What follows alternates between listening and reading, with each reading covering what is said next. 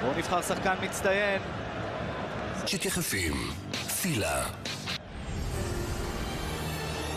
יס פלנט, חוויית הקולנוע הטובה בעולם. שים לב, כרגע מיכה בכלל עזב את עמדת הכנף השמאלית, משחק בימין, ריקן בשמאל עם שני חלוצים. תכף נראה אם מכבי תל אביב עושה את זה מתוך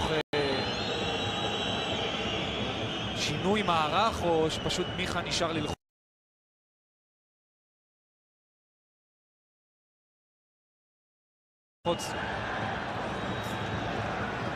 הוא עכשיו שוב הולך בצד שמאל. פרץ נותן לו את הכדור. ותראה כמה איני מרווח, הוא כבר לא משחק ממש בלם, הוא ממש מרווח הצידה, ראינו אותו קודם, בואו ננסה לבנות את התקפה משמאל. מיכה כבר מקבל תפקיד הרבה יותר חשוב, הוא לא חייב להתחיל את דיה סבא.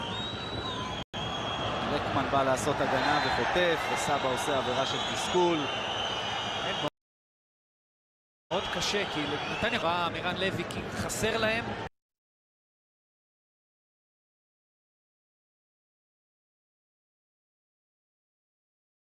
הם רגילים לחטיפה, מעבר, תנועה לעומק. ברגע שהם שחקן פחות, חסר להם בכל המהלכים האלה את הדבר שישלים.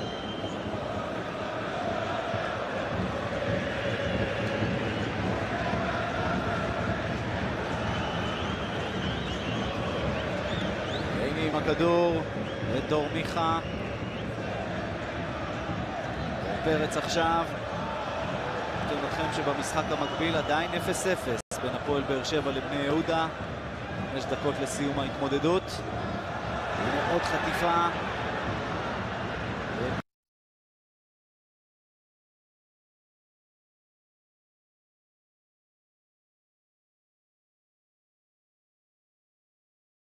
מיד מגיע העיבוד, נתניה לא מצליחה לייצר התקפות כשהיא חוטפת.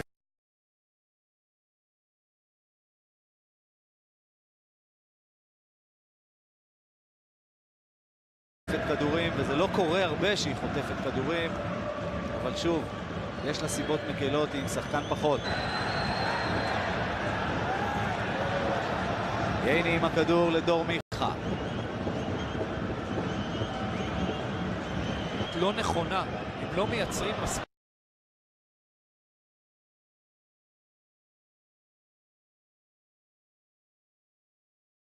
הכל מהר מדי. בוא נראה את גולסה, זה מהלך יפה שלו. טוני עמוס מצליח להדוף, יש פה נבדל של קיארטנסון. בזמן הבעיטה הוא היה בנבדל, ושוב אתם בוחרים שחקן מצטיין פרסים.